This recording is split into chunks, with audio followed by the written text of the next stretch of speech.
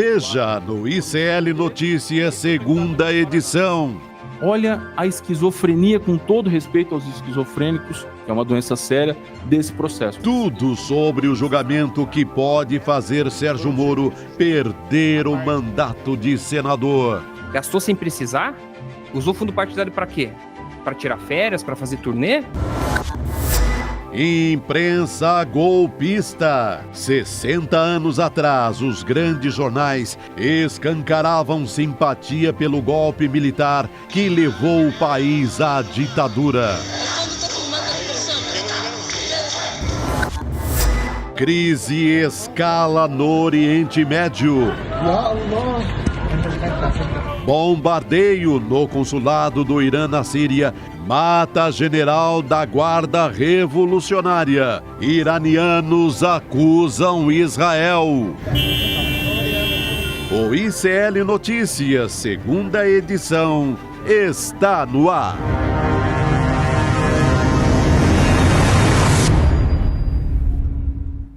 Olá, boa noite, seja muito bem-vindo, seja muito bem-vindo. ICL Notícias, segunda edição, está no ar, ao vivaço, nesse dia 1º de abril de 2024, segunda-feira.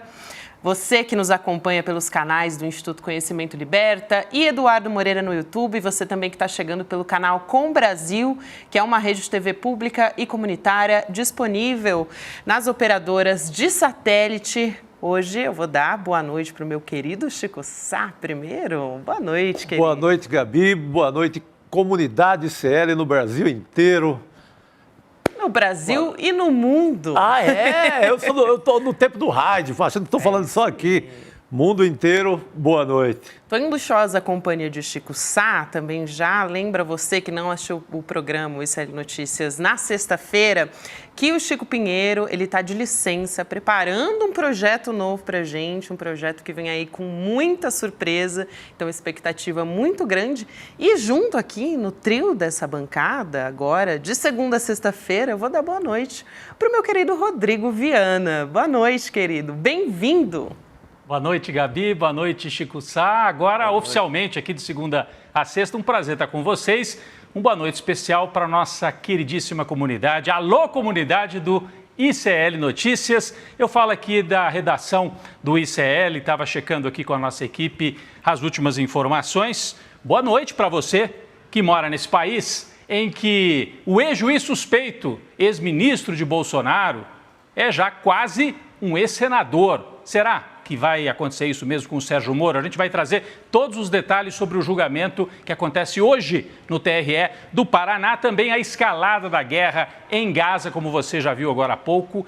E eu estava checando, dia 1º de abril de 2024, 60 anos atrás, como é que estavam as manchetes da gloriosa imprensa brasileira que apoiou o golpe de Estado, apoiou o golpe militar. Nós vamos mostrar isso já já aqui na abertura, nesse programa, aos 60 anos do golpe militar. A nossa equipe aqui, olha, aqui é a sala de comando, né, que prepara o avião para levantar voo, já separando as imagens. E opa, estou entrando aqui, tem a nossa câmera e a Gabi e o Chico Sá. Um prazer estar com vocês agora de segunda a sexta. Boa noite, querido. Boa de novo, noite. seja Uma muito entrada de cinema. Entrada de cinema puro, que bacana. A gente esperou acontecer alguma coisa pra gente ter uma cena aqui meio, né, de comédia, mas não aconteceu. Não, sem comédia, tudo cinemão, sob controle, cinemão. Cinema, é isso Cinemascope, aí. Rodrigo, colorido. uma alegria ter você com a gente a partir de Bacana, querido, seja bem-vindo. Alegria minha. Vamos mandar um abraço especialíssimo também para o nosso querido Chico Pinheiro e tocamos daqui para frente. E o Chico Pinheiro em breve estará de volta com outros projetos aqui. É isso aí, em homenagem a ele, inclusive, Coragem, que hoje é segunda. Coragem, que vem aí um programa muito especial do Chico. Cuidado. E um beijo para o nosso querido Chico Pinheiro. Vamos nessa, a gente tem muita notícia nessa segunda-feira, não é isso, Rodrigo? É isso, daqui a pouco Sérgio Moro, mais informações sobre o ex-juiz, ex-herói nacional da imprensa brasileira, né, que pode virar um ex-senador, dependendo do resultado do julgamento lá no Paraná. Mas dia 1º de abril de 2024, 60 anos atrás, num dia como esse, estava se consolidando o golpe militar no Brasil. Ele começa em 31 de março e se consolida no dia 1º de abril, dia 2 de abril. Se consolida com as tropas na rua, com a derrubada do presidente constitucional João Goulart e com o apoio da imprensa brasileira. A mesma imprensa que foi golpista contra a Dilma em 2016, foi golpista em 1964. Você sabe que eu trabalhava nos blogs, né, ali em 2013, 14, e a gente tinha ali a parceria com Paulo Henrique Amorim, saudoso jornalista Paulo Henrique Amorim, e ele usava muito essa expressão, PIG, Partido da Imprensa Golpista. E alguns colegas achavam que era um exagero, viu, Chico? Partido da Imprensa Golpista. Ele se referia ao golpe contra a Dilma, que estava sendo tramado ali naquele momento, nas redações, inclusive. Mas não é exagero. Paulo Henrique, né? A nossa homenagem também a ele, que cunhou esse nome, o PIG, Partido da Imprensa Golpista. Quando a gente visita de novo as manchetes de 64, a gente vê que não há exagero nenhum na definição que o Paulo Henrique Amorim trouxe. Aqui a capa de alguns jornais logo depois do golpe de 64. O Estadão, que era o principal jornal da época, o Estado de São Paulo. Vitorioso o movimento democrático. Eles estavam comemorando a vitória do golpe, chamando de movimento democrático. Por isso que quando o Bolsonaro fala que está jogando nas 4 linhas, que é dentro da Constituição, é a mesma lenga-lenga, é a mesma história. Dá o golpe em nome da democracia, mas era golpe. E o Estadão estava aqui, ó, vitorioso movimento democrático. Fazia comemoração. Mazili será o novo presidente, que era o presidente da Câmara. Né? Esse é o Estadão. Vamos para o próximo aqui, a Folha de São Paulo, que na época não tinha tanta importância. Tinha muita importância. Não tinha. Quase nada. E foi mais discreta, não comemorou tanto. Mas disse, Congresso declara a presidência vaga, Mazili assume. Como se fosse uma troca, assim, não era um golpe. A presidência ficou vaga porque o João Goulart resolveu ir embora. Não, eram os tanques na rua, os militares, um golpe de Estado, e a imprensa colocava dessa forma aqui na manchete, logo depois do golpe. Vamos adiante. Alguns jornais do Rio de Janeiro também, Diário de Notícias, a Marinha caça Goulart.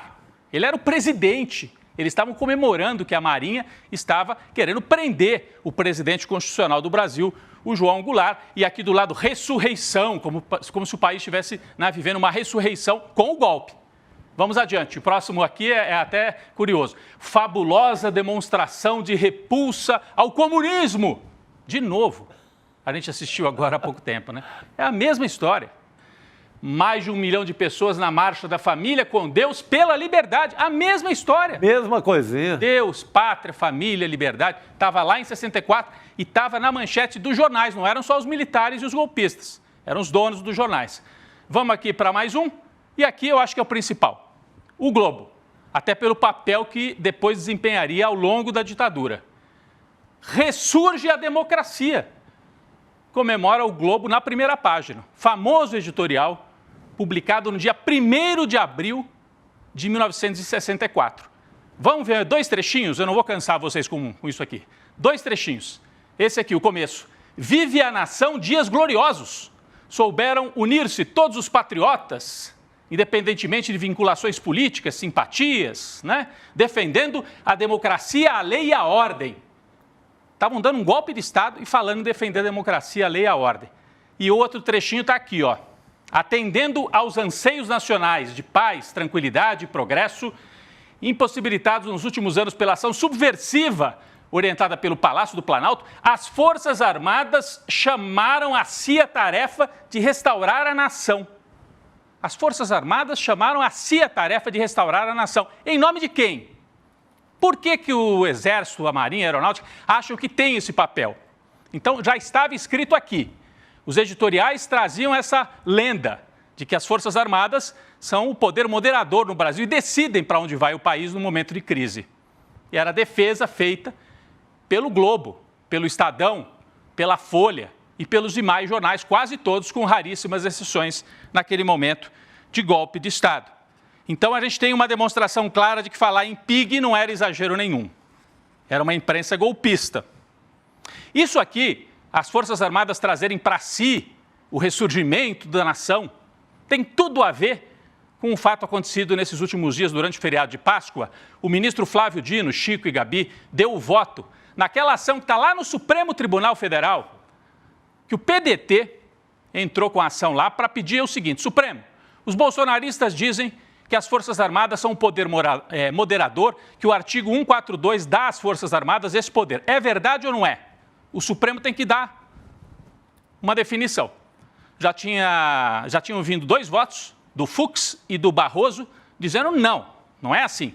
E o Flávio Dino deu o voto dele. Um voto que é quase uma aula assim, de história, além dos argumentos jurídicos. A gente trouxe aqui alguns trechos do voto do Flávio Dino. Aqui, ó, voto do ministro Flávio Dino nesta ação promovida pelo PDT. Ele até abre com o famoso trecho do deputado Ulisses Guimarães na promulgação da Constituição. Traidor da Constituição é traidor da pátria, dizia Ulisses, e dizemos nós hoje de novo. E disse o Flávio Dino no voto dele. E o que ele afirma sobre essa história de poder moderador? Eu separei 2 trechinhos, o voto até que não é longo.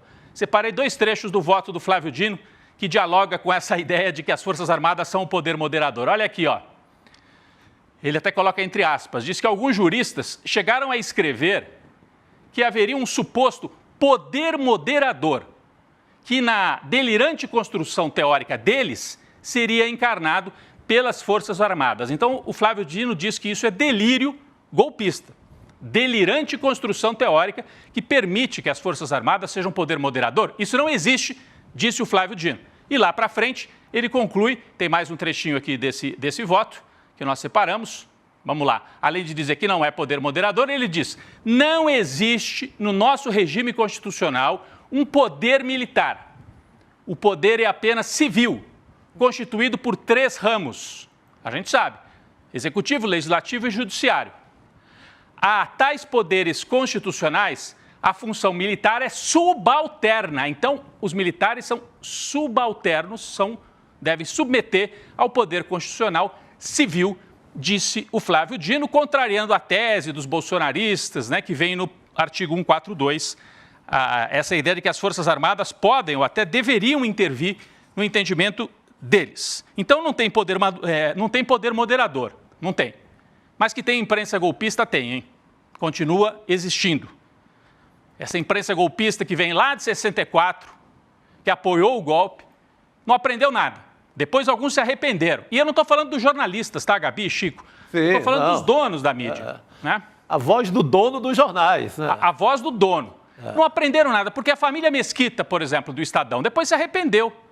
Né? Apoiou a ditadura, apoiou o golpe, depois teve intervenção dentro da redação, tinha censor dizendo o que eles podiam escrever. Mas daí já era tarde, os militares já estavam estabelecidos. A direita tradicional, representada nesta mesma mídia, em 2015, 2016, foi para cima e deu um golpe que não foi militar, foi um golpe constitucional, dizem eles, né? Mas um golpe parlamentar, dizemos nós, e midiático e judicial. Parlamentar, midiático e judicial. E que não teria dado certo sem a participação ativa do Sérgio Moro. Olha como é que tudo se encontra nesse dia 1º de abril. O golpe de 64, papel da mídia, o Sérgio Moro. Não haveria derrubada da Dilma em 2016 sem a Lava Jato e o golpismo judicial do Sérgio Moro. E não haveria o Sérgio Moro sem o apoio da mídia, especialmente da TV Globo, das organizações Globo. O Sérgio Moro foi ungido pela Globo, foi transformado no juiz que faz a diferença. Até ganhou um prêmio. A gente mostra algumas vezes essa imagem aqui, o João Roberto Marinho entregando aqui, ó, João Roberto Marinho, um dos 3 irmãos donos da Globo, entregando o prêmio de juiz que faz a diferença para o Sérgio Moro, um pouquinho antes do golpe contra a Dilma. Ali era assim, ó, tá liberado, meu filho, aqui você tem o nosso apoio, segue adiante. Então não haveria o golpe de 2016 sem a Lava Jato e o Sérgio Moro. E não haveria o Sérgio Moro sem a Globo, cumprindo mais uma vez o papel golpista. É verdade que a Globo pediu desculpas pelo apoio ao golpe de 64. Demorou 50 anos, Chico, para pedir desculpa. Em 2013. Fez um editorial. Meia boca, né? Um textinho ali, meio envergonhado. Não, eu acho que seria obrigação de todos esses jornais citados aí, a cada aniversário do golpe, ter um meia-culpa na capa. Erramos. Porque, como é que eu posso cobrar o Lula se eu estava enfiado até tudo, né, com os milicos, dando golpe lá? Como é que eu posso cobrar alguém?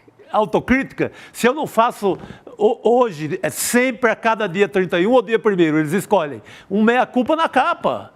Eu acho que não é nada vergonhoso. Eu, como jornalista, gostaria de ver na capa do jornal, olha, nós estivemos lá. Desculpa, nação brasileira, mas nós nos lambuzamos de golpismo. E se lambuzaram em 64 e se lambuzaram de novo, Gabi, em 2016, quando ajudaram a derrubar a Dilma, achando que, vamos colocar um governo liberal, né? E deu tudo errado, assim como deu em 64. Eles queriam colocar o Aécio, alguém com essa característica, no poder. Quem é que foi para o poder? Só. Imagine só. Foi o Temer e depois caiu na mão da extrema-direita do bolsonarismo, que passou a atacar essa própria imprensa. Essa própria imprensa. A Globo, por exemplo, é considerada um inimigo pela militância da extrema-direita bolsonarista. Bom, hoje, então, o dia é dedicado a lembrar o 1º de abril de 64 e a acompanhar o julgamento do Sérgio Moro. Sérgio Moro que perdeu a toga. Sérgio Moro perdeu a toga, perdeu o discurso, perdeu o cargo de juiz, perdeu a vergonha, perdeu quase tudo, né? Ele pode em breve virar um ex-senador, perder também o mandato de senador. Nós vamos falar sobre isso já já. O Sérgio Moro está quase morto politicamente, mas o pig que o pariu segue vivo. E desse a gente tem que tomar distância e prestar atenção. Prestar atenção a esse agrupamento midiático que continua aí. Hoje mesmo a gente viu exemplos disso nas manchetes dos portais por aí. Mas é isso, Gabi e Chico, para lembrar o 1º de abril, como é que isso está conectado, né? Nós ainda hoje temos que lidar com esse tema que é mal resolvido no Brasil. Uma elite, seja judiciária, seja parlamentar, seja midiática principalmente e militar, que é golpista, que quando perde não aceita e vai para o golpe. Foi assim em 64, foi assim em 2015, 2016 com a Dilma, e a gente tem que tomar cuidado, porque eles estão na espreita. Estão na espreita. E esse golpismo está vivo. E a mídia que ajudou a parir o golpismo está viva. Não são mais os jornais, mas são as televisões, são outros canais, e eles se manifestam de outra maneira, Gabi.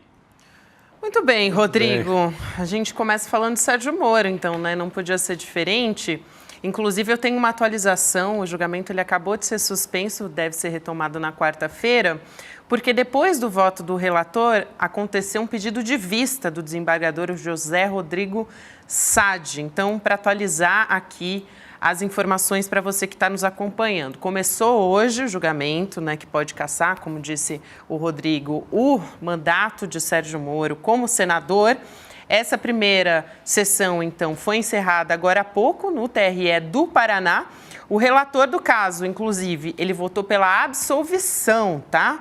Do senador Sérgio Moro, e o desembargador, o José Rodrigo Sade, pediu vista. Esse julgamento, então, deve ser retomado na quarta. Agora, o que está sendo analisado, né, Rodrigo e Chico Sá, é justamente essas ações apresentadas pelo PT e pelo PL, né, que é a junção de dois partidos opostos, que apontam o abuso de poder econômico na campanha de 2022, porque tinha uma expectativa de que ele seria presidente e depois caminhou para uma campanha de senador, não é isso? Olha, o Sérgio Moro, o candidato Sérgio Moro, seja o pré-candidato ao Senado, depois o pré-candidato à presidência, depois o candidato ao Senado, ele cometeu todo tipo de patifaria que pode alguém cometer diante das leis eleitorais.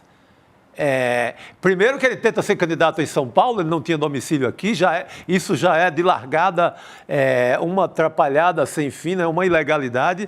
Depois a candidatura à presidência não é viabilizada, ele corre para o Paraná e é candidato ao Senado, ou seja, dando prosseguimento a uma campanha eleitoral, usando uma exposição por conta do dinheiro que ele tinha mais do que os concorrentes do Paraná, usando uma exposição maior do que a concorrência, ou seja, o que fere a igualdade da lei eleitoral. Então, ele cometeu todo tipo de crime possível. Ele faz pagamentos, o comitê faz pagamentos a auxiliares também, totalmente pagamentos ilegais, zelo algum pelo dinheiro público, porque isso é de fundo partidário. Então, olha, não falta motivo para caçá-lo, mas o tom do relator, do Luciano Falavinha, é muito República de Curitiba. República de Curitiba viva para salvar o Moro. Eu ia perguntar isso para vocês, se vocês tinham essa expectativa por parte do relator já, porque todo o nosso chat aqui está comentando a respeito disso, né, Rodrigo? O relator deu um voto, o pessoal até brincava aqui. O relator, o Falavinha, desembargador Falavinha, apresentou lá os argumentos dele, tecnicamente e tal. Parecia defender mais o Moro do que o próprio advogado. Ele era melhor, ele é melhor. Ele melhor foi melhor advogado. na defesa, ele era o que tinha que julgar. O relator tinha que apresentar o primeiro voto, vamos dizer assim, né? Porque daí falaram os advogados da acusação, do PL e do PT, depois falou a defesa do Sérgio Moro. E o primeiro voto era do relator, do desembargador Falavinha, que você acabou de citar. E foi um voto, assim, bastante favorável, acolhendo quase todos os argumentos da defesa do Moro e, olha, colocando até, de certa maneira, como se o Moro fosse um perseguido, dizendo, não, mas o PT fica dificultando o Moro de exercer a vida pública, Gabi. Pois é, ele disse que não houve prova, estou lendo as atualizações aqui, estão saindo enquanto a gente está conversando, né, porque o julgamento foi interrompido agora. Ele disse, o desembargador, inclusive, que não houve prova de que Moro foi beneficiado, as legendas, né, o PT, o PL, argumentaram que ele cometeu esse abuso na disputa do Senado por ter gasto, né, nos meses anteriores mais de 2 milhões na pré-campanha pelo Podemos, e isso teria dado mais visibilidade para ele. Agora, o Falavinha disse que o PT está, como você disse, Rodrigo, buscando impedir o Moro de participar da vida política. E aí o relator falou que o partido foi contraditório, olha só, gente, por ter impedido o Moro, por impedir o Moro de concorrer ao Senado pelo Estado de São Paulo. Peraí. Com todo o respeito ao desembargador, o poder do PT aqui no Estado de São Paulo em relação à justiça eleitoral não é zero, é menos do que qualquer coisa. O PT nunca governou o Estado de São Paulo. O PT não nomeia o BOI. Não nomeia o BOI do TRE, do Tribunal Regional Eleitoral. Poder zero. Zero. Não. E outra, não caberia ao desembargador, ao meu ver, julgar como foi a composição e por isso o PT tem força lá dentro. É um jogo de adivinha. Não, eu achei curioso, porque ele está ali para julgar, mas em vez de julgar o caso específico, que é o caso do Moro, ele passou a fazer a defesa e transformar o Moro quase que numa vítima política do PT. Lembrando sempre que a ação não é só o PT, né? O PL também está junto, que é o partido do Bolsonaro. Então o desembargador cumpriu esse papel, é o que o Chico falou, República de Curitiba na veia. Total. Tá viva. Forte, viva e forte. Tá viva. Se brincar, vai ter outdoor amanhã de novo. Do Moro, né? Do Moro. Então ele tem ramificações, tem força. Aconteça o que aconteceu no TRE, também para o nosso público entender, né? Daqui a pouco vem o Cacai, né? O jurista Cacai vem ao vivo aqui com a gente para analisar isso, mas a gente pode já adiantar, Chico e Gabi. Aconteça o que acontecer nesse julgamento, que foi interrompido, só teve o voto do Falavinha, faltam os votos dos outros desembargadores. Tem expectativa de umas 3 sessões. Umas 3 ainda para concluir todos os votos. Aconteça o que acontecer lá no Paraná, vai ter recurso, vai para o TSE em Brasília. A palavra final é do Tribunal Superior Eleitoral. É do TSE. Mas se ele sair com uma vitória muito grande do TRE, o Moro, para ele é importante, né? Ele carregar isso. Se sair um empate, uma vitória apertada e tal, aí fica um pouco mais complicado. De qualquer maneira, no TSE a situação é bem mais difícil para o Moro, porque daí não tem República de Curitiba em ação. Aí o efeito acho que é outro. Não tem essa proteção que ele vai ter agora em alguns votos em Curitiba, não terá certamente em Brasília. A nossa produção, inclusive, preparou uma arte. Vamos colocar aqui na tela só para a gente dar uma resumida no que está em julgamento de Moro no TRE do Paraná. Vou pedir para o Gabriel Vento colocar para a gente. Para quem está nos acompanhando em vídeo também, não só nos ouvindo, tem abuso de poder econômico na eleição de 2022, é isso que está em jogo, gastos excessivos na pré-campanha e também ações partiram do PL e do PT, que a gente já conversou aqui, o que é bastante curioso, né? Então, tendo partidos que são completamente distintos do ponto de vista de ideologia que entraram com essa ação contra o Moro, ou seja, ele não está bem na fita com nenhum dos polos políticos, nem com a extrema-direita e com o PT É um também. pouco o percurso que ele fez, né, Gabi? Ele se apresentou ao país como uma espécie de herói, de vingador da justiça. E isso é sempre complicado, né? O sujeito se apresenta como herói. Ele foi construído como herói, principalmente pela Globo. Ninguém se esquece daquela sessão em que o Lula foi ser ouvido pelo Moro e avisou: Moro, aqueles que estão te usando, quando sentindo que você não é mais útil, se prepare, que a carga contra você vai ser ainda mais forte do que estão fazendo contra mim. O Sérgio Moro, do alto da sua arrogância, achando que tinha o poder para sempre, não ouviu, foi adiante. E aí ele fez esse percurso errático, né? Sempre na direita, mas errático assim no seguinte sentido. Impediu o Lula de ser candidato em 2018, prendeu o Lula sem provas, depois virou ministro do Bolsonaro, a quem ele tinha favorecido na eleição, e sai do governo brigando com o Bolsonaro. É visto como um traidor pela direita bolsonarista e como um carrasco pela turma do PT e do Lula, como aquele que agiu fora da lei. Então ele ficou sem espaço, nem de um lado nem do outro. E na eleição ele volta para o lado do Bolsonaro e faz o apoio ao Bolsonaro. Ele vira ali segurando as pastas do Bolsonaro no debate, né? E tem uma atuação ridícula no caso Marielle, quando ele dá um aperto na parte mais frágil da história, que era o porteiro lá do Vivendas da Barra, o condomínio do Bolsonaro.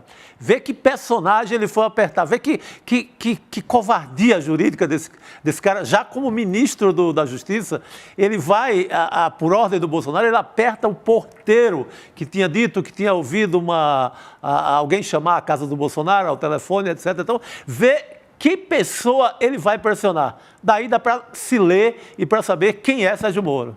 Vamos chamar a Heloísa Vilela para essa conversa, porque ela também estava acompanhando o julgamento pelo TRE do Paraná até agora há pouco. Agora ela já está pronta aqui para entrar com a gente.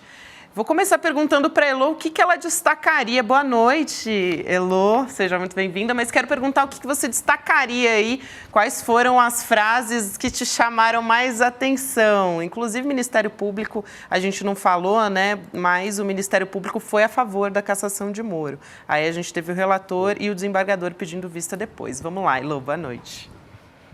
Vamos lá, boa noite, pessoal.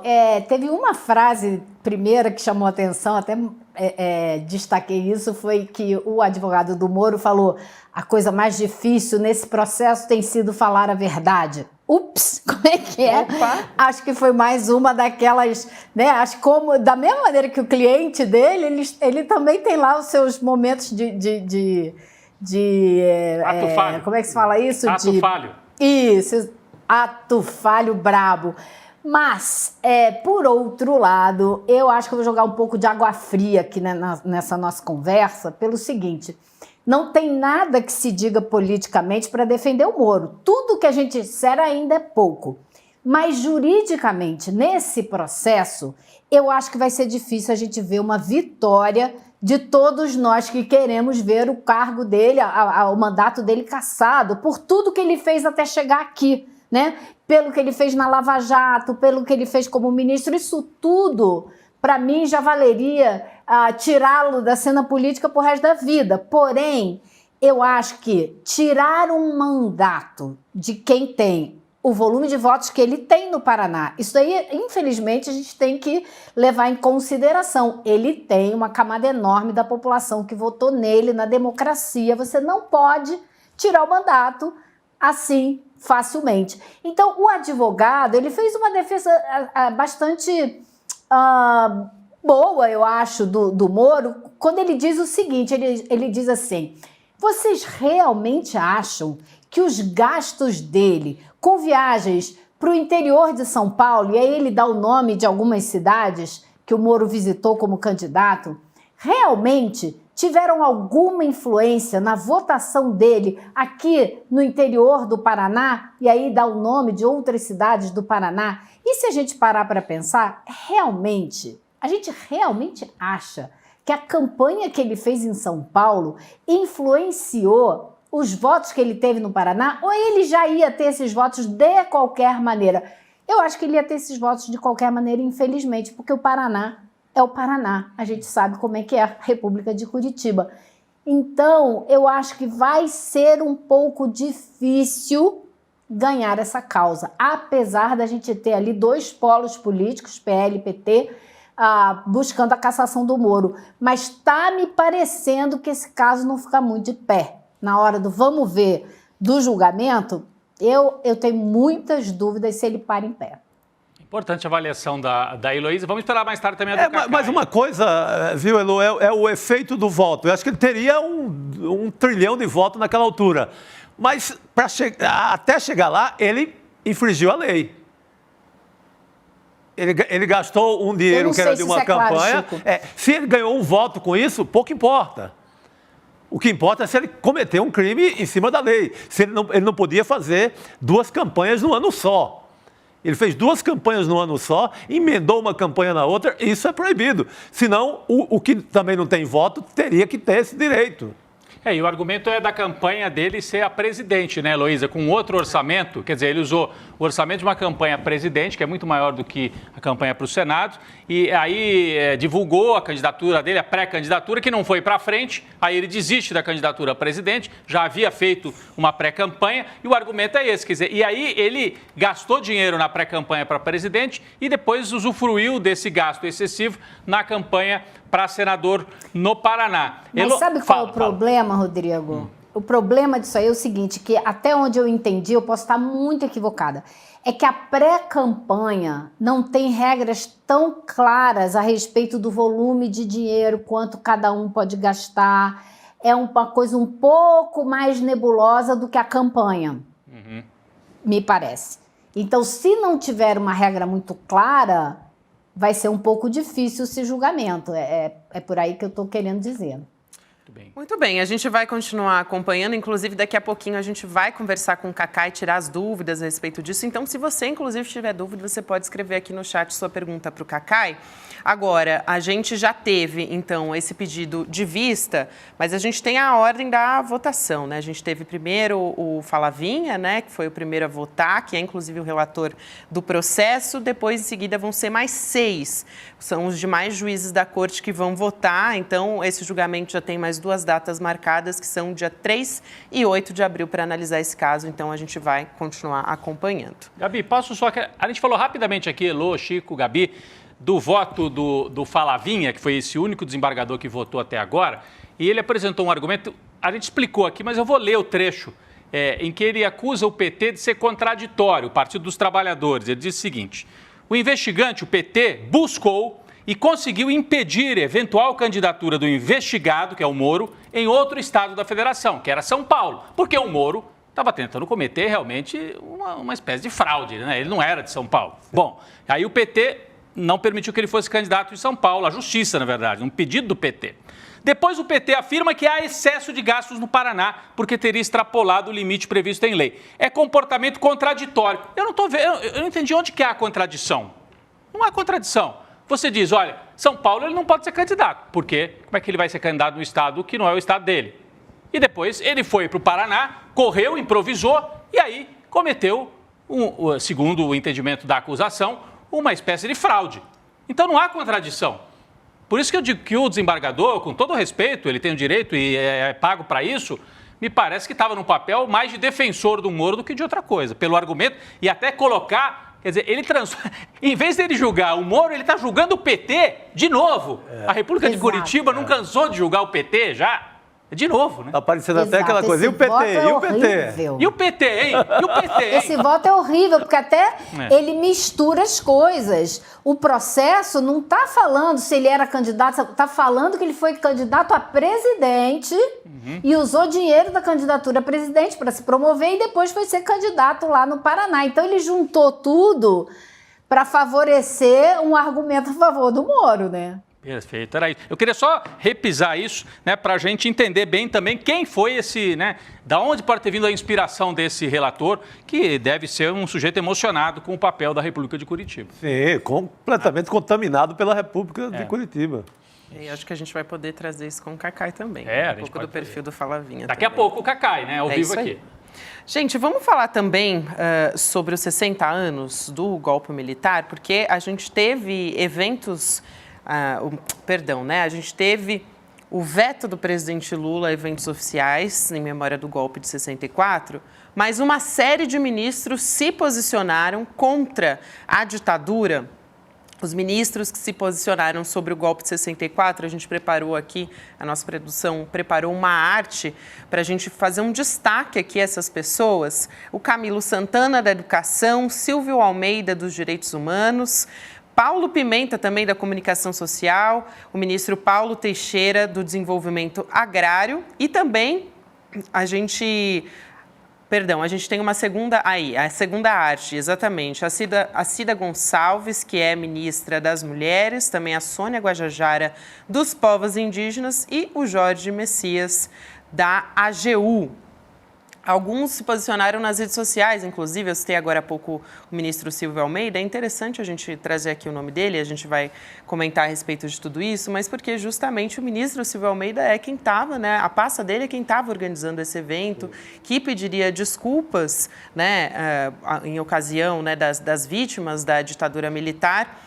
E agora o ministro Silvio Almeida vem a público, quer dizer, o presidente Lula cancelou, né, pediu para cancelar os atos oficiais, mas não proibiu os ministros de se manifestarem nas redes sociais. Então, o Silvio Almeida diz o seguinte: por que ditadura nunca mais? Porque queremos um país social e economicamente desenvolvido e não um Brasil interrompido. É preciso ter ódio e nojo da ditadura, como disse Ulisses Guimarães. Então, ele está lembrando aí a fala de Ulisses Guimarães na Constituição, na Constituinte de 88, na assinatura, né, da nossa Constituição na promulgação, federal. aquele ato histórico, né? Não, super importante a manifestação do Silvio Almeida. Eu estava aqui refletindo, Elô, essa frase do Ulisses Guimarães, né? Quando a gente assistiu, eu era um jovem ali, não tinha dimensão que isso ia ficar, né? O que ficou do Ulisses Guimarães, um homem que teve uma carreira tão grande como deputado, o que ficou foi a defesa intransigente da democracia. É tão bom que a gente tem essa frase do Ulisses, não é a frase de um homem de esquerda, é a frase de um homem de centro, moderado. O que era, né? Era um homem de centro. Um homem de centro. Mas ele foi firme. E essa coisa de dizer, temos ódio e nojo, chamar pelo nome. E hoje toda a sociedade democrática pode usar o Ulisses. O que ficou de mais importante do Ulisses é o Flávio Dino, é o Silvio Almeida, assim, pessoas foi pelo Brasil inteiro. Essa frase foi a mais lembrada, né? A mais lembrada hoje. Ódio e nojo. De ontem para hoje foi. Então ficou a marca do Dr. Ulisses. E eu acho que ela consegue, com duas palavras, dizer ódio, porque ódio aos direitos que são usurpados com a ditadura, né? Ela traz isso tudo. Mas quando você ouve nojo. Eu, pelo menos, sou assim, a primeira coisa que você pensa são nos horrores, na barbárie das torturas e dos assassinatos. Não tem como, quando você fala nojo à ditadura, não pensar naquelas cenas horrorosas de pau de arara, nas descrições horrorosas de choques, né, no corpo inteiro, nos órgãos sexuais, e por aí vai, que a gente não precisa repetir, que todo mundo já sabe. Então é nojo. E isso que faz lembrar. Então ele conseguiu ter um poder de síntese e de sentimento nessas... Foi uma escolha, assim, irretocável. Belíssimo discurso. É um dos maiores discursos da história republicana, o discurso de promulgação da Constituição pelo Ulisses Guimarães, Gabi. Vamos aproveitar e assistir essa frase de novo? Eu acho que é histórica, né? Vale muito a pena a gente assistir de novo. Vamos ver. Traidor da Constituição é traidor da pátria. Conhecemos o caminho maldito, rasgar a Constituição, trancar as portas do Parlamento, garrotear a liberdade, mandar os patriotas para a cadeia, o exílio e o cemitério.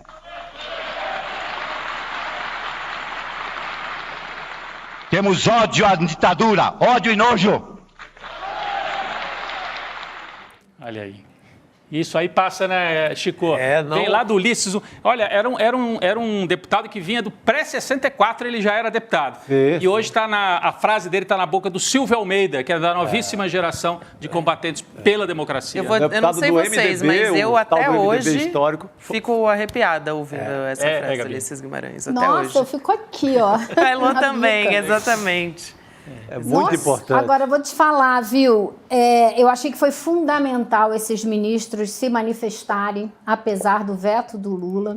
Achei fundamental as manifestações de outros políticos, como o Randolph Rodrigues, que é líder do governo no Congresso, né? Os representantes do PT que se manifestaram, a presidenta do PT. Então, acho que essas manifestações foram muito importantes, porque não importa o que o presidente Lula tenha decidido não fazer, né? Mas a sociedade brasileira e seus representantes não têm que seguir essa mesma disposição do presidente. E também, não sei se vocês fizeram isso, mas também fiquei ali olhando os ministros que não se manifestaram, sabe? E vários ministros importantes importantes, né? O Haddad não se manifestou, por exemplo. Eu não vi, não sei se vocês viram, eu procurei também no não vi. Twitter Inclusive, dele. uma que eu não tinha citado, Elô, desculpa te interromper, que realmente lembrou dos 60 anos do golpe foi a Aniele Franco. Me alertaram aqui no chat que ela também se manifestou nas redes sociais e é verdade, tem inclusive uma foto da Dilma Rousseff da época. Desculpa te interromper, só para a gente não perder também a ministra Aniele Franco da Igualdade Racial. Não, imagina. Então, eu acho que isso também é importante reparar, sabe? E, claro, a Dilma fez um pronunciamento no Twitter, né? Ela não quis dar entrevistas, ela avisou que não ia dar entrevistas, a gente procurou-a, sei de várias pessoas que a procuraram também, ela decidiu que não ia falar nada, mas ela fez um post no Twitter, né? É forte, né? A Dilma, o que ela tinha para fazer de mais importante, né? Ela fez naquele momento em que ela vai para o depoimento na frente da Justiça Militar, depois de ser torturada, e os caras que tinham que fazer a inquirição baixam a cabeça, escondem a cabeça. Um coloca a mão no rosto e outro esconde a cabeça envergonhado com o papelão, né, que estavam fazendo. Aquele foi o tweet da Dilma feito lá nos anos 70, ainda presa, né, durante a ditadura. Então, a Dilma, assim, se alguém já se manifestou e deixou clara a sua posição, é a Dilma Rousseff, que foi torturada barbaramente, né, pela ditadura militar, Gabi. É isso, Rodrigo. Também tiveram os ministros, tiveram outros nomes do PT, do governo se manifestando a respeito disso. A Gleisi Hoffmann, por exemplo, presidente do PT, falou sobre isso. Nem poderia ser diferente, né, nas redes sociais dela. Eu vou ler um trechinho aqui, porque ela fez um posicionamento bastante longo, mas ela disse: hoje é dia de dizer golpe e ditadura nunca mais, democracia para sempre. Disse que foi em defesa da democracia e dos direitos do povo que o PT foi criado em fevereiro de 1980. Então, ela aproveitou essa data também para lembrar sobre, além de a conquista da democracia no Brasil, né, posteriormente, mas também sobre a criação do partido, né, a gênese do PT, de onde surgiu. O Randolph Rodrigues também lembrou a frase do Ulisses Guimarães, que a gente ouviu agora, né, relembrou mais uma vez: traidor da Constituição é traidor da pátria, que é uma frase histórica, é isso que se aplica tanto aos nossos dias de hoje. Inclusive, ele disse: 6 décadas depois, entoamos em alto e bom som, nunca mais. Foi o que disse o Randolph Rodrigues, e várias outras pessoas se manifestaram também. É muito importante, né? Muito importante, não pode passar em branco. E como disse a Elô, a gente também tem que prestar atenção em quem não disse nada também. É isso. Vamos seguir agora virar um pouco a página, né? A gente está falando de Brasil e de ditadura, falar da escalada de tensão no Oriente Médio, né? Elô e Chico, Rodrigo. Um ataque aéreo matou pelo menos 8 pessoas no consulado do Irã em Damasco, na Síria. E entre os mortos está o general Mohammad Reza Zahed, da Guarda Revolucionária do Irã, além de outros comandantes também. E a imprensa iraniana está atribuindo esse bombardeio às forças de Israel. Então, queria ouvir a Elô, que também está acompanhando essa história por aqui, o que aconteceu, Elô, e o quão preocupante também é essa notícia que a gente está recebendo agora, né? Olha, Gabi, agora há pouco, antes da gente entrar no ar, eu estava lendo a manchete e a matéria do Haaretz, que é o jornal de Israel, né? Dizendo que esse evento, esse acontecimento é o acontecimento mais perigoso e que pode ser o mais perigoso dos últimos 6 meses, desde que começou, quase 6 meses, desde que começou essa guerra de Israel contra os palestinos lá em Gaza. Por quê? Né? Porque você está atacando ali um grupo importante, você tem ali o Hezbollah, que está sempre mantendo um grau de conflito com Israel, mas que não chegue num conflito declarado e aberto. Agora, você atacando esse consulado, você matou um grande líder, não é apenas um comandante qualquer, ele é um grande comandante da Guarda Revolucionária. Aparentemente estava reunido com várias pessoas, inclusive da Jihad Islâmica, conversando a respeito da guerra em Gaza. Então isso é intencionalmente, a análise que está se fazendo no internacional é de que isso é uma maneira de tentar trazer o Irã para o conflito, trazendo o Irã para o conflito, um conflito direto com Israel. Israel sabe que os Estados Unidos vão tomar o lado de Israel, os Estados Unidos que finalmente permitiram a adoção de uma medida na ONU pedindo, exigindo cessar-fogo. Então, é assim, é uma situação que pode, que é o grande medo desde que esse conflito começou, é que ele realmente se alastre e traga para o conflito outros atores, como no caso o Irã, que já disse que dará uma resposta na hora que achar que deve dar a resposta. Mas o Irã, claro, também sabe que isso é uma provocação num momento em que o Netanyahu está super frágil. Esse fim de semana foi fim de semana de muito protesto em Tel Aviv. Hoje, uma manifestação enorme em Jerusalém, em frente ao parlamento, em frente ao Knesset, e todos pedindo o fim do mandato de Netanyahu, que ele deixe o governo imediatamente, porque ele não consegue resolver a situação dos reféns. E ele tem muito que responder a respeito do começo desse conflito.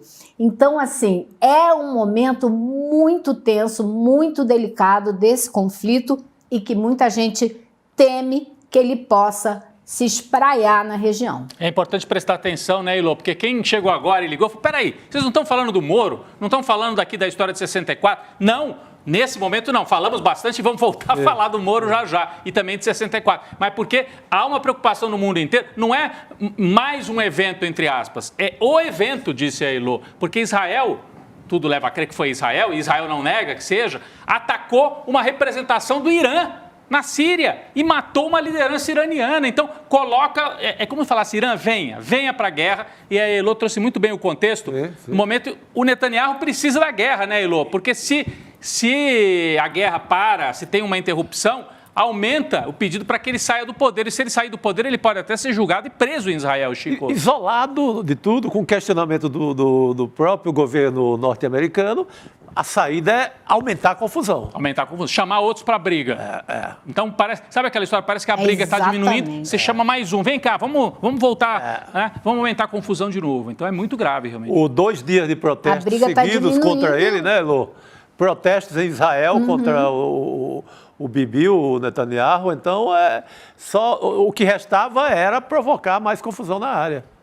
Inclusive, Rodrigo, eu ia dizer que, se você quiser fechar esse assunto, porque eu ia justamente continuar nessa para dizer que, além dessa notícia que é muito grave, também tem a notícia de que o Parlamento de Israel aprovou uma lei que permite que o governo feche a rede de TV Al Jazeera no país. Olha só, gente, foram 71 votos a favor desse projeto e 10 contra, e antes da votação, o Benjamin Netanyahu já tinha, inclusive, falado que ele ia tomar as medidas legais para fechar a emissora, que tem sede lá no Catar, porque o Netanyahu está acusando a Al Jazeera de provocar agitação contra Israel entre os árabes. O nome disso, gente, não tem outro nome, é censura, né, Lu? Cadê a democracia forte do Oriente, como eles falam? Elô. Não tem, né? E ele já vinha insistindo com isso há mais tempo. Essa ordem, essa lei que foi aprovada no parlamento israelense hoje dá a ele o direito de fechar não só a Al Jazeera, mas qualquer rede de TV que ele considere que está ameaçando a segurança nacional. Bom, a gente estava falando de ditadura 60 anos atrás. É exatamente a mesma coisa que ele está querendo fazer. Quer ter todos os poderes para calar todas as vozes que são contra a barbárie que ele está promovendo em Gaza. Que é isso, ele não quer que a Al Jazeera continue contando, como mostrou hoje um jornalista da Al Jazeera que foi lá, conseguiu, depois de 5 dias, recuperar o corpo do irmão, que tinha sido morto num bombardeio israelense. Então, assim, ele não quer que a população fique ouvindo essas histórias. Ele não quer que o mundo árabe continue ouvindo as histórias do que ele está fazendo na faixa de Gaza. E na Cisjordânia também, né? Não vamos nos esquecer. E isso é censura, é ditadura, é isso que ele quer fazer. É o governo de extrema-direita de Israel em ação. Elô, então a gente teve no mesmo momento, no mesmo dia, né, pelo menos, o ataque ao consulado, para quem assim não conseguiu mapear. Israel atacou um consulado iraniano em outro país, na Síria, e matou gente do primeiríssimo escalão do governo iraniano, né, das forças de segurança iranianas, chamando para a guerra o Irã. E no mesmo dia, censura a Al Jazeera, que é uma emissora do mundo árabe, mas que tem transmissão no mundo inteiro, está lá em Israel e que vai a campo, né? Vai mostrar o lado dos palestinos massacrados, tanto na Cisjordânia como em Gaza. É uma das poucas que tem estrutura para isso, para mandar repórter lá e ter uma visão diferente da cobertura feita pelas emissoras ocidentais. Então é muito grave, fora que hoje houve novos ataques, invasão ao hospital, né, Gabi? Nós tivemos também. Então o massacre continua. Isso tudo acontecendo no momento em que o Netanyahu está sob pressão e o massacre continua. Teve mais uma invasão ao hospital em Gaza nessas últimas horas. Eu acho que é importante nesse contexto também, Rodrigo, o fato de que o Netanyahu nunca esteve tão pressionado internamente como ele está agora. Então, ele faz um ataque desse nesse momento também, o que também não pode ser a gente não pode deixar de lado, né? Perfeito. É um governo pressionado e aí, na hora da pressão, é que o perigo é maior para o mundo inteiro. Porque é um sujeito desesperado, sem saída, pode cometer, provocações desse tipo, né? Como disse o ministro das Relações Exteriores do Irã, o Netanyahu perdeu o equilíbrio mental, por isso ele fez o que fez. Ele disse exatamente assim. É verdade. Gente, a gente vai continuar acompanhando, como disse o Rodrigo, né? Israel retirou hoje as tropas do maior hospital lá de Gaza. Foram 2 semanas, inclusive, Rodrigo, de ocupação. O Ministério da Saúde do território palestino disse que essa operação deixou dezenas de corpos em decomposição pelo chão. Dentro do hospital? Dentro do hospital. É esse o nível do que a gente está conversando aqui. E aí o Benjamin Netanyahu, né, primeiro-ministro de Israel, disse que essa invasão matou mais de 200 terroristas. É uma declaração dele, né, gente? Sem comprovação, que se abrigariam no hospital e no entorno, inclusive, do hospital também, que tem sido sempre Israel dá isso como uma justificativa, né? E os palestinos também dizem, eles estão alegando que entre as vítimas estão pacientes e refugiados também. E os corpos em decomposição no meio do hospital. Só essa cena que eu consigo imaginar, né, no meio de tudo isso. Mais de 200, Gabi, mais de 200. Eu, infelizmente, vi as imagens hoje. E vários desses corpos têm as mãos algemadas. Muito bem. Elô Vilela, obrigada por hoje. A gente se fala de novo essa semana, querido. Um beijo. Beijo, Elô. Obrigado. Boa noite, Elô. Obrigado. Gente, a gente vai sair de...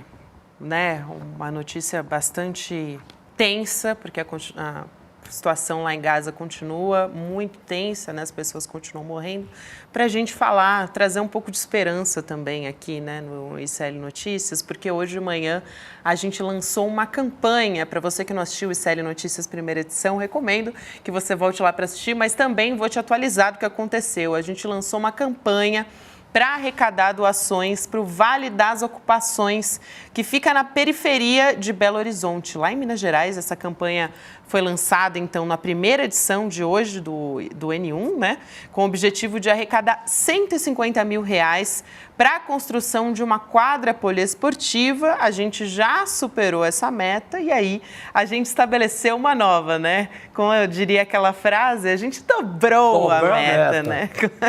Com mais de R$380 mil arrecadados, gente. A gente está querendo, inclusive, chegar 394 mil, me avisa aqui Márcia Cunha, nossa editora-chefe. Caramba! Ou seja, a gente já está em 400, quase 400, que é a nossa meta agora, né? A gente está chegando lá. Então, você que está nos assistindo pode nos ajudar, entrar na campanha, colaborar e nos ajudar a bater essa meta. Daqui a pouquinho a gente vai conversar com o líder da Unidade Popular, Leonardo Péricles, para explicar a situação dos moradores do Vale das Ocupações e também para a gente entender, né, como é que está agora que a gente superou muito essa meta de arrecadação. Vai falar sobre como você pode participar dessa vaquinha também. É bem fácil, na verdade, né, gente? A gente tem o link para participar da vaquinha. Eu já vou passar para você, Rodrigo, só para o pessoal saber como é que faz, né, para entrar. A gente teve, então, essa meta batida. Para participar da campanha, você pode ou acessar o nosso site, que tem o link ali nas reportagens que a gente está fazendo a respeito disso, e tem também o vaquinha.com.br com K, Aí a gente tem um link um pouco longo aqui, mas eu acho que a gente tem o link reduzido também. A nossa produção pode nos avisar aqui para eu poder passar para vocês. Vamos chamar também, a gente tem um vídeo para assistir a respeito disso, vamos chamar e eu já passo também o link para você poder fazer a sua doação. Vamos ver. Eu estou aqui na ocupação Paulo Freire, é uma de 7 ocupações do Vale das Ocupações, aqui na periferia de Belo Horizonte, onde o MLB faz um trabalho muito corajoso para poder garantir a mais de 1.500 pessoas moradia e algum tipo de perspectiva. Aqui, nesse espaço, é onde eles se reúnem. Ele é um espaço do encontro, é o espaço das assembleias, das reuniões, das festas, das atividades. Eles não têm uma quadra, eles não têm um espaço para as crianças poderem fazer esporte. Quando chove, fica impossível fazer alguma coisa aqui. Nós estamos com a escolinha de futebol sendo organizada e ela tem muita dificuldade, porque muitas vezes o menino não consegue treinar. E aí é aquilo que a gente já conhece, né? O pessoal das igrejas fundamentalistas, o pessoal do tráfico, o pessoal de todos os lugares que a gente não gostaria assediando as crianças. A nossa ideia é construir aqui uma quadra comunitária, para eles poderem nessa quadra ter reuniões, poder ter lazer, poder ter cultura, poder ter esporte e poder também ter uma cozinha comunitária para poder atender a mais de 1.500 famílias. Além de tudo, de formar a turma, de ajudar a meninada a ficar longe de coisa errada, vai nos ajudar muito a envolver, inclusive, as mulheres da comunidade e o conjunto das pessoas que quiserem em oficinas variadas que nós vamos fazer. E para isso, a gente conta com a ajuda da comunidade do ICL, que nunca deixou essas pessoas que chamam a nossa ajuda na mão. E não vai ser dessa vez que a gente vai deixar. Vamos com a gente, galera. Muito bem, gente. A nossa produção é rápida aqui, já colocou na nossa tarde. O trabalho que o Leonardo Péricles faz lá nesse subúrbio, nessa periferia de BH, é impressionante. Reforçando só, tá na nossa tarja, mas é icl.com.br/vaquinha para fazer sua doação. E a gente vai conversar com o Leonardo Péricles agora, que já está aí na ponta da linha para conversar com a gente. Péricles, boa noite para você. Seja muito bem-vindo ao ICL Notícias, segunda edição. Boa noite, Gabriela, Chico, Rodrigo. Tamo junto aqui. Obrigado aí pelo convite para estar aqui no... Que é isso, quero dar parabéns, inclusive, né, para você pelo projeto, Péricles, e saber já se vocês já estão se planejando. A gente conseguiu, enfim, dobrar essa meta da campanha. O que vocês vão aplicar? A gente falou, por exemplo, da quadra poliesportiva. Conta pra gente no que vai ser aplicado esses valores aí. Legal, Gabriela. Só rapidinho, é que eu não estou lá agora no Vale, eu estou até numa outro espaço aqui de ocupação cedido para a gente. Estou aqui na ocupação Tina Martins, que é uma casa de referência da mulher, uma conquista também de luta, muito legal, que inclusive o Eduardo visitou. E eu estou aqui porque aqui é perto, aqui é no centro, né, e estava acontecendo o ato Ditadura Nunca Mais, né?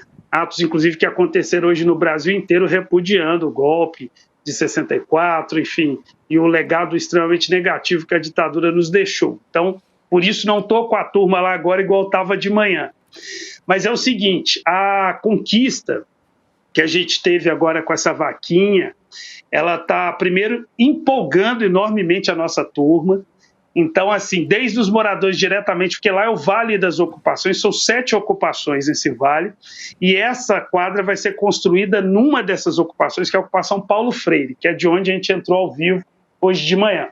E aí, agora nós tínhamos já plano B, C, D, que caso a gente conseguisse superar a meta, né, dobrar a meta, como vocês brincaram aí, a gente consegue desenvolver outras ações e melhorar outras ações que a gente já faz. Então, por exemplo, nessa mesma ocupação tem uma horta comunitária, que o Eduardo, inclusive, foi lá nesses projetos todos e conheceu semana passada. Então, tem algumas obras de intervenção que nós precisamos fazer para melhorar essa horta comunitária. Então, vai ser uma coisa que o recurso já nos permite.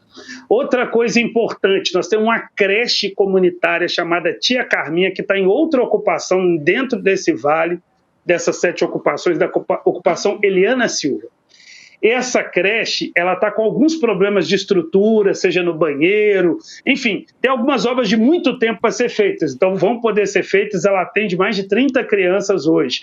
E nós temos um espaço dedicado à juventude, aos adolescentes, que é o Minha Quebrada, é o projeto Minha Quebrada, que tem sede nessa ocupação Eliana Silva, mas é só uma salinha.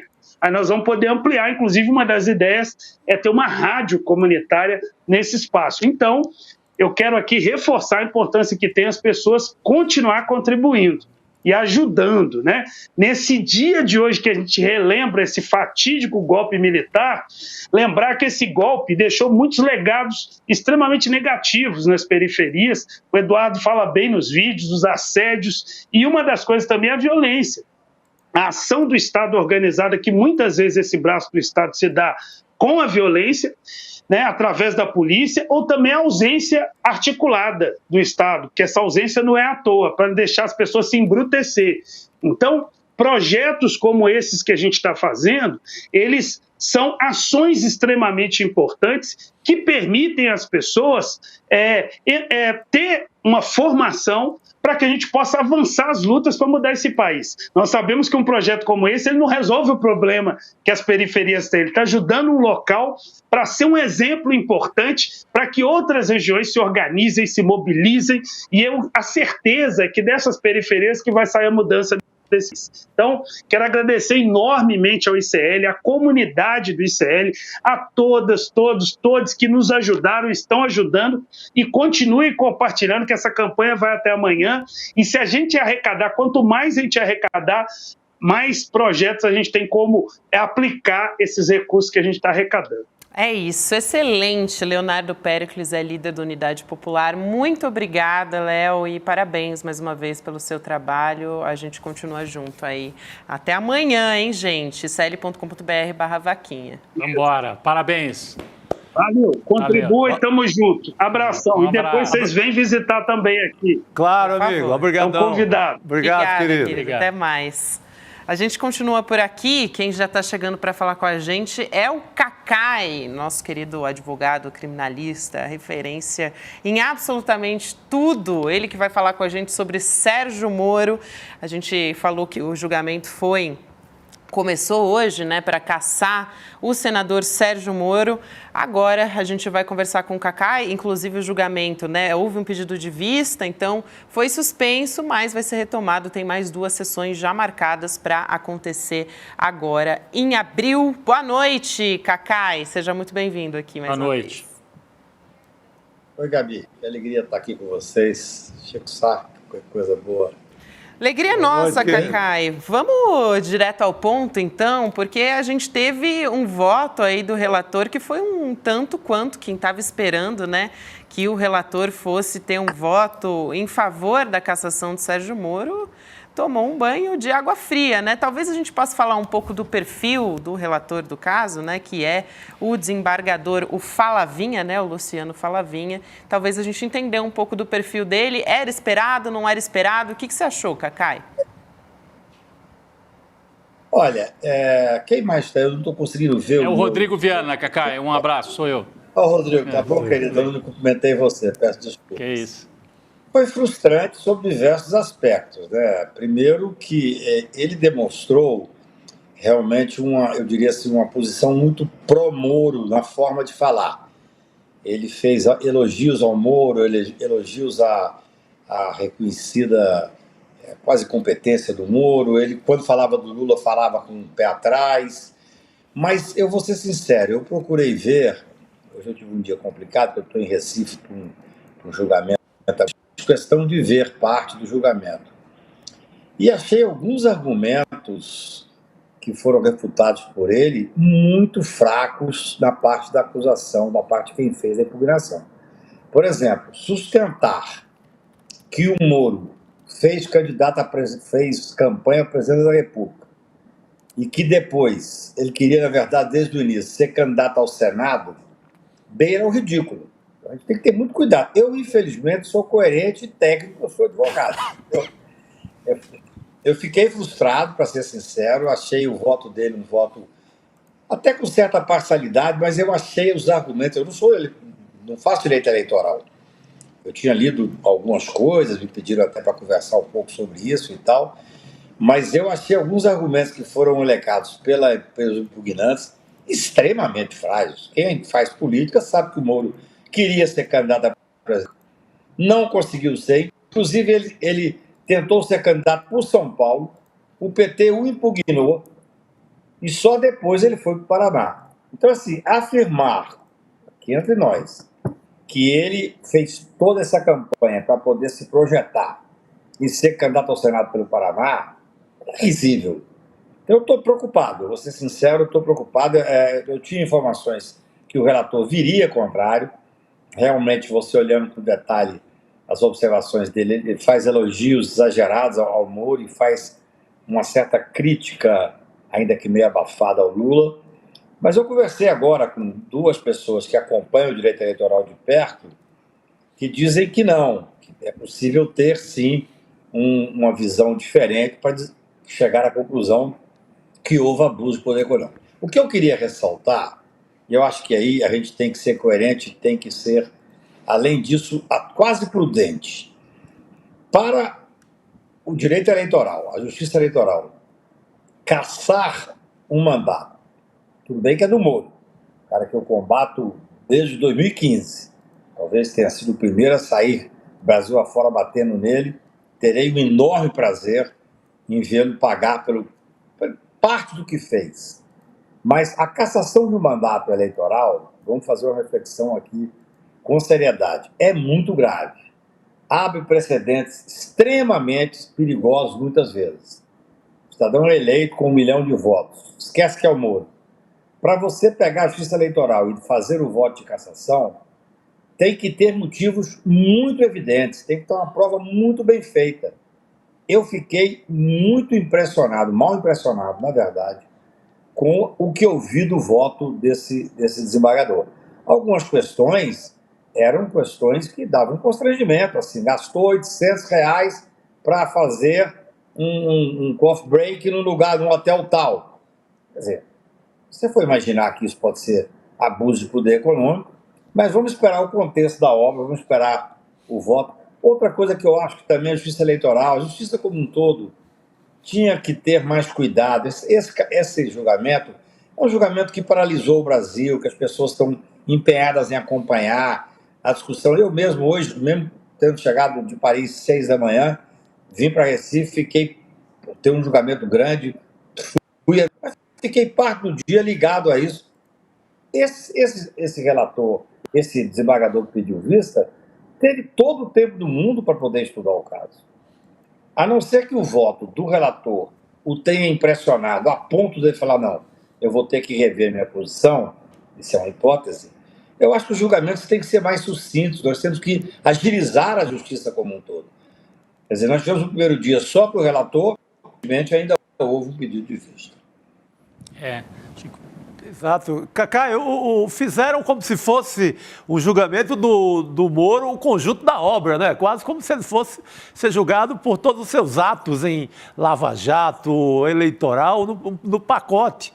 A expectativa criada e o espetáculo criado foi quase como assim, olha, o Brasil precisa reparar isso e aí chegou a hora. Só que o julgamento da candidatura dele ao Senado é totalmente diferente de um julgamento que o Supremo já fez, né, Cacá? Fez, inclusive, porque você, no primeiro momento, você já estava lá pegando no pé dele, mostrando para o país os abusos da Lava Jato. Então, esse julgamento da Lava Jato, ele, de certa forma, ele já foi feito, né, Cacá? Não dá para a gente misturar isso e querer que passe a limpo toda a história do Moro nesse julgamento. O que você está falando, Chico, é muito importante. Nós temos que ter responsabilidade histórica, tem que ter coerência. Claro, eu vou continuar vendo o julgamento e torcendo para aparecer provas de abuso de poder econômico para ele ser cassado. Eu até cheguei a dizer, conversando com amigos meus que fazem direito eleitoral, que fatalmente ele seria cassado, até porque o caso dele seria muito mais grave que a da Selma, a Moro de Saia, lá do Mato Grosso. Mas nós não estamos julgando aqui, e eu espero um dia ainda ir além, o Supremo Tribunal Federal fez uma decisão histórica e chegou à conclusão que houve uma corrupção no sistema de justiça ao afastar o Moro por parcialidade, ao tirar o Moro daquele juiz universal da 13ª Vara. Sim. Mas isso não tem nada a ver com o que está sendo julgado hoje. Você foi muito feliz na sua observação. Ou nós temos esse cuidado e somos coerentes, ou então nós nos perdemos nas análises que tem que ser repassada com seriedade, com profundidade para as pessoas que estão nos ouvindo. Hoje o que estava sendo julgado é o seguinte: foi candidato ao Senado Federal por Paraná e cometeu abuso de poder econômico. Esse é o julgamento. Não quero saber, neste julgamento, eu acho que nós temos, e tenho dito e escrito sobre isso, eu penso que nós temos que fazer o enfrentamento da continuidade do que o Supremo diz. O Supremo diz que houve corrupção no sistema. Vamos responsabilizar o Moro, civil e criminalmente. Sim. Mas não tem nada a ver com o julgamento de hoje. Nada a ver com o julgamento de hoje. Porque senão nós nos perdemos. Olha, eu vou te dizer, já falei isso para vocês aqui, inclusive, talvez a Gabi lembre você, Chico, especialmente, eu lembro que vocês dois estavam. Eu sou um crítico ferrenho do Poder Judiciário. Tem anos batendo pelo patrimonialismo, pelo racismo, pela essa elite que existe no Poder Judiciário. Mas nos últimos anos, o Judiciário tem mantido a institucionalidade, especialmente depois do Bolsonaro. Mas agora também nós damos ao Poder Judiciário o poder de cassar o mandato, sem que tenha provas evidentes que houve poder econômico, não é correto. Infelizmente, essa é a análise que nós temos que fazer. O voto do desembargador, hoje não o conheço, me impressionou mal em alguns momentos, realmente eu achei que ele fazia elogios exagerados ao Moro, e quando ia falar do Lula fazia com um certo pé atrás e tal, mas teve momentos que me impressionou também as acusações que eram feitas.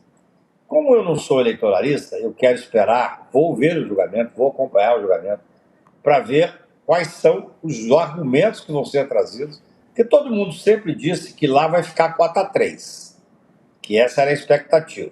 Sim. Só não se sabe se é 4-3 para caçar ou 4-3 para manter o mandato. E de qualquer maneira vai para o TSE. Né? De qualquer maneira vai para o TSE, né? De qualquer maneira já sabemos que quem vai decidir. Seguramente. Né? Seguramente.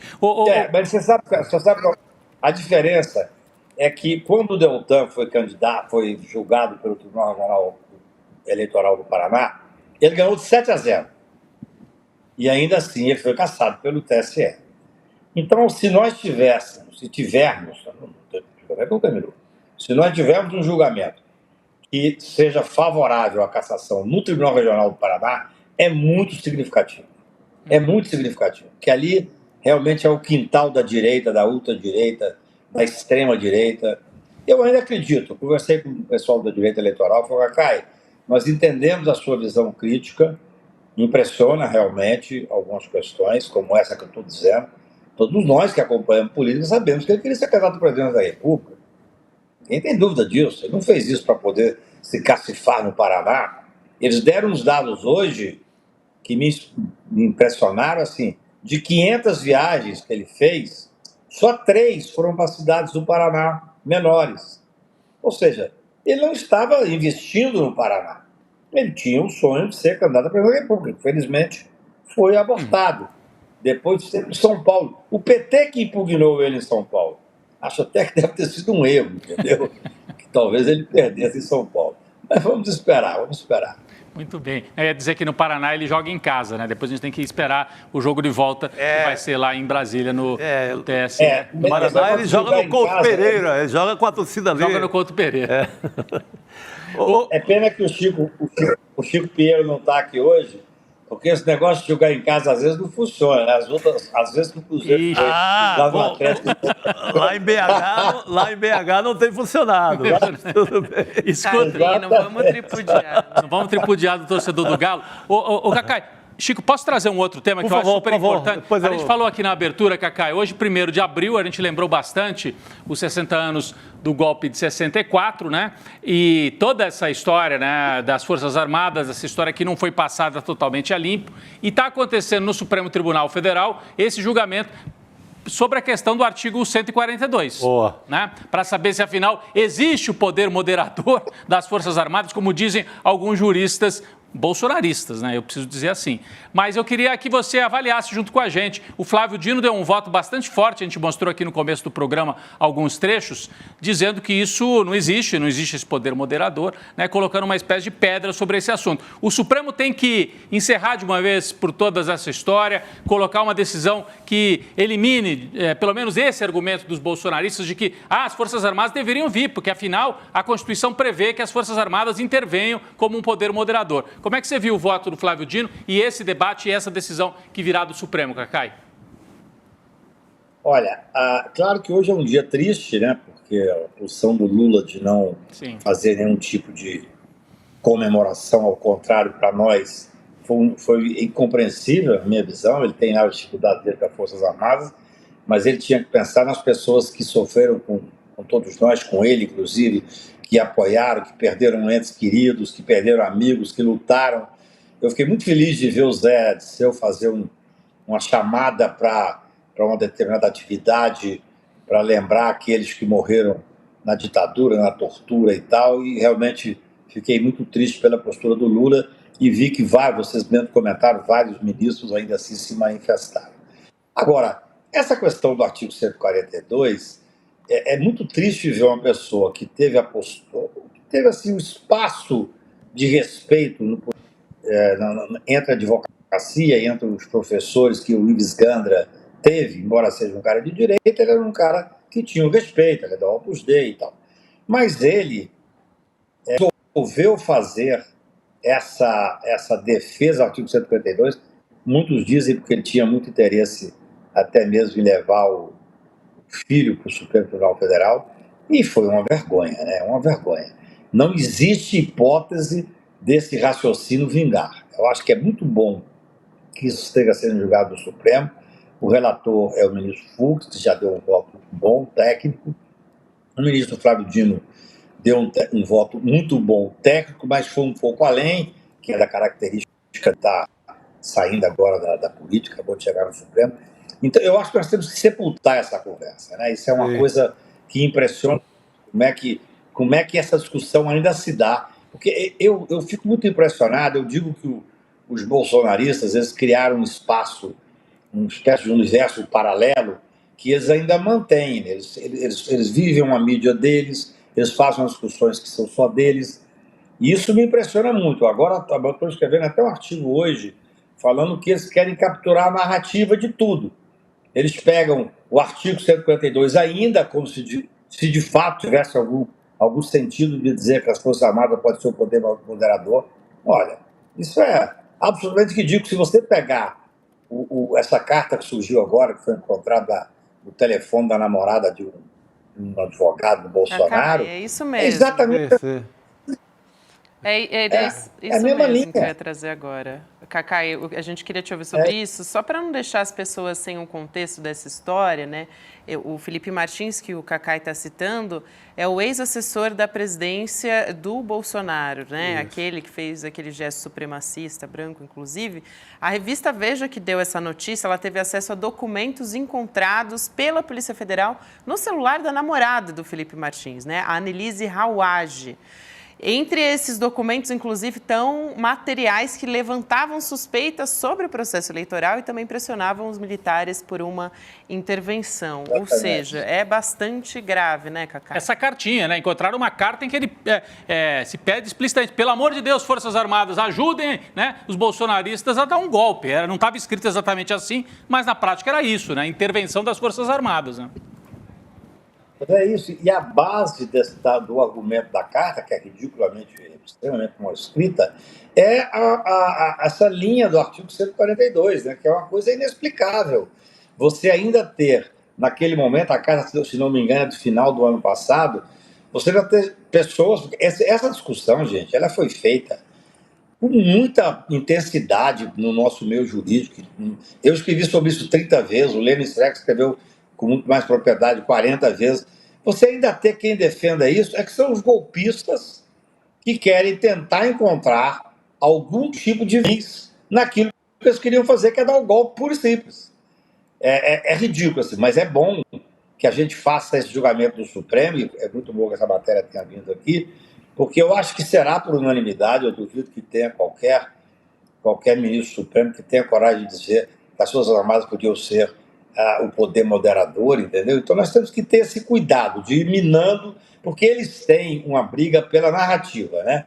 Por exemplo, e muitas vezes, viu, Gabi, pessoas que são ligadas a gente, pessoas que são democratas, eles compram um pouco a narrativa da ultradireita. Por exemplo, tem gente que acha que o Alexandre está exagerando. Então, a ultradireita diz assim, o Alexandre virou um ditador, o Poder Judiciário virou um poder ditador. Muita gente democrata vai e passa pano para isso. Então você vai ajudando a consolidar uma imagem negativa. Agora, a mesma coisa, que isso é uma coisa que eu acho que a gente tem que discutir, está acontecendo no Rio de Janeiro.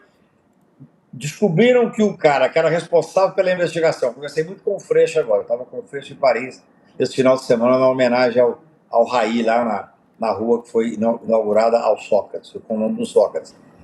E o Freixo é o cara que mais conhece essa questão da milícia do Rio de Janeiro, foi presidente da CPI da milícia. E, simplesmente, o cidadão Rivaldo, que era o responsável pela via de homicídio, ele, durante 6 anos, queimou prova, distribuiu prova, fez a obstrução de justiça, e agora a Polícia Federal, com um trabalho técnico, conseguiu chegar aos responsáveis. E o que os milicianos dizem? Ah, não, mas não tem prova contundente. Eles ficaram 6 anos tirando provas.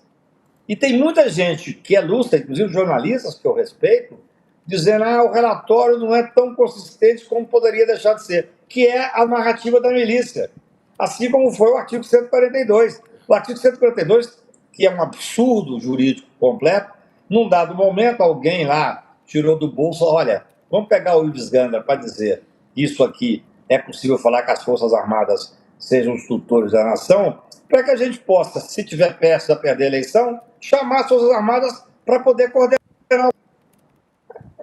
Nós temos que expor isso, nós temos que discutir sobre isso. É isso. Importante. Muito bem. Você quer fazer mais uma? Eu acho que essa votação ela vai acabar com aquela cascata de dentro das 4 linhas, que é justamente em cima do 142. Eles não vão mais poder falar isso. Acaba com aquela... É fora das 4 linhas. É fora das 4 linhas, pronto. Isso. É isso, Gabi. É exatamente isso. Muito bem, então, Cacai, obrigada por hoje. Muito bom ter você mais uma vez com a gente aqui, querido. Um beijo, bom trabalho por aí. Obrigado a você, com alegria. Boa noite, Cacai. Obrigado. E aqui você sempre joga em casa, tá, Cacai? Você sempre joga em casa. Aqui é sempre a Arena do Galo para você. Muito bom. Abraço, Valeu, Cacai, um beijo. Gente, tem uma ótima notícia aqui. A gente bateu os 400 mil. Opa, tá vendo, agora há pouco, chamando a nossa comunidade CL para participar e justamente agora a gente bateu os 400 mil. Muito bom. E a gente pode chegar mais, né? Que maravilha. Olha, doações para o Vale das Ocupações em Belo Horizonte. Te garanto, olha, o trabalho do Leonardo Péricles assim, eu conheço de muito tempo, trabalho sobretudo na área de habitação popular, da casa para quem está no desalento, não está fora de qualquer possibilidade de ter uma casa um dia. Então, é um cara de um trabalho muito sério, vale a pena.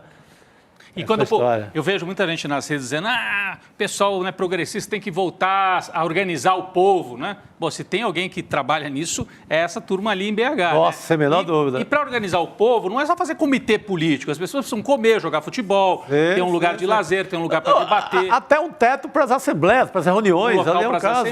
Você viu, o Edu mostrou no vídeo, é um campinho de terra, né? Se puder melhorar, vai fazer muita diferença para a comunidade e vai melhorar, porque esse dinheiro vai ajudar a fazer uma quadra e vai dar para fazer outras estruturas importantes para a turma que batalha lá nos movimentos populares de Belo Horizonte.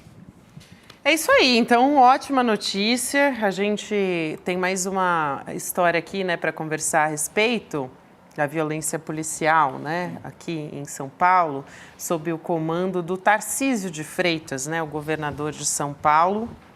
O número de mortes provocadas pela PM paulista cresceu 86% no primeiro trimestre deste ano, isso na comparação com o mesmo período do ano passado. Então, nos 3 primeiros meses de 2023, os policiais militares mataram 106 pessoas e, nesse ano, o número disparou para 197, gente, é muita coisa. Esse é um levantamento que foi feito pela Globo News, que levou em consideração os dados do Ministério Público Estadual. Inclusive, a Secretaria de Segurança de São Paulo, e é bom dar nome, né, o secretário, o Guilherme Derrite, alega que essas mortes que em confronto, ele diz que acontecem em confronto, mas a gente tem relatos de pessoas cegas na Baixada... Eles atiraram o cego em confronto, na Baixada o cego estava em confronto com eles. A gente tem relatos de pessoas usando muletas, por exemplo, também, que foram confundidas com armas, enfim. Mas eles dizem que essas mortes que eles chamam de confronto são consequência, abre aspas, da reação de criminosos às operações de combate à criminalidade, que tem forte presença na Baixada Santista, fecha aspas. Agora, a gente está com um número altíssimo de mortes. Olha só a letalidade policial em comparação com o mesmo período do ano passado. Não é possível que a gente ache isso normal, né, Chico? Gabi, a política declarada é um projeto de segurança pública que, a meu ver, vai trazer o Rio de Janeiro, a mesma ideia de política que começou no Rio de Janeiro, para São Paulo. Porque o primeiro momento tirou aqueles coronéis que, de certa forma, não é que eles fossem dos direitos humanos, etc., mas eles tinham uma ideia de polícia... Mais profissional. Agora já tem um novo desenho aí do Derrite para tirar qualquer pessoa que pense diferente dentro da própria polícia. Não que a Polícia de São Paulo fosse uma maravilha, mas tinha um pensamento, tinha uma organização. Eles querem limpar tudo para fazer uma política de matança em busca de voto. Porque, infelizmente, isso ainda pega. Nossa, e esse fim de semana, no feriado, 2 eventos, porque tem muito esse discurso, evidente, a gente sabe, mas está matando bandido, né? É isso aí, governador, está matando bandido. Esse fim de semana, a Polícia Militar de São Paulo matou, dizem, numa ação ali, troca de tiro, bala perdida, matou a mãe de 6 crianças, foi pega no meio de uma troca de tiros da polícia, que tem esse liberou geral, chega sempre atirando e pergunta depois. Matou a mãe de 6 crianças. E matou, essa é uma ironia trágica, e terminou em morte. Matou um policial militar à paisana. Policial militar à paisana na periferia de São Paulo. A patrulha chegou, achou que ele estava em atitude suspeita. Você vai ver, era um policial negro, sem farda. Atitude suspeita. Atirou primeiro e perguntou depois. Quando perguntou, já tinha morrido. Então, a polícia militar matou um PM, a paisana. E a hora que a gente fez essa informação circular nas redes, né, os bolsonaristas, eles ficam ouriçadíssimos. Eu fiz uma postagem, deu 300 mil comentários. Metade era de bolsonaristas, Chico e Gabi, dizendo assim, mas tá certo, isso aí foi um acidente, matou o PM por engano. Gente, é uma doença, mas é uma doença que mata. Então, nós estamos no meio de um momento muito perigoso, porque o comandante disso se chama Tarcísio e está sendo transformado num provável candidato a presidente. Exatamente, e usando isso como plataforma de campanha. Eleitoral, matança. E o que acontece na Baixada? A Baixada está uma zona em relação à segurança, porque é muito roubo no porto, uma zona completa. Então, para dar uma satisfação ao público, aos eleitores da Baixada, sai matando qualquer um. Aí apresenta aquilo como se tivesse uma sensação de segurança. No porto não resolveu nada. Continua roubo de carga, continua uma bagunça sem fim. Mas aí você mata 30 na fazenda, 40, 50 na favela e apresenta isso como se estivesse combatendo a criminalidade. Não está. Mas é a especialidade da extrema-direita, né, Chico? Não é fazer segurança pública baseada em evidências, é realmente só trazer os números como se isso fosse um resultado adequado. E não é, porque a gente tem acompanhado com muita preocupação o que está acontecendo na Baixada. Inclusive, para a gente trazer aqui também um pouco mais da política do governo de São Paulo, tem uma outra notícia relacionada a essa história, que é a seguinte, né, do secretário de Segurança Pública de São Paulo, Derrite, que eu acabei de comentar. Ele está preparando um projeto de lei com novas regras para aposentadoria na Polícia Militar. A Folha de São Paulo teve acesso ao documento e a SSP já se manifestou, confirmando, inclusive, o conteúdo da proposta. Se aprovado, cerca de 40% dos coronéis vão ser enviados imediatamente para a reserva. E essa medida, ela está sendo enxergada, está sendo vista por integrantes da PM, especialistas também em segurança pública, como um ataque aos coronéis que resistem ao avanço da politização nos principais postos da Polícia Militar. A reportagem completa, inclusive, vale a pena ressaltar, está no nosso site, iclnoticias.com.br. A gente também tem a notícia a respeito das mortes cometidas pela Polícia de São Paulo, subindo, né, no primeiro trimestre, também está lá no nosso site para todo mundo poder acompanhar os detalhes a respeito disso. É projeto político, isso que chama a atenção. Quem está nos acompanhando fala, pai, é notícia de São Paulo. É projeto político e vale para o Brasil. Fiquem de olho, porque esse projeto está em andamento, o Bolsonaro está inelegível, tem 40% de apoio no país e o Tarcísio está se apresentando. E a imprensa, falamos tanto da imprensa aqui no começo, da mídia golpista, que foi golpista em 64, está criando o Tarcísio como o bolsonarismo moderado. Moderado?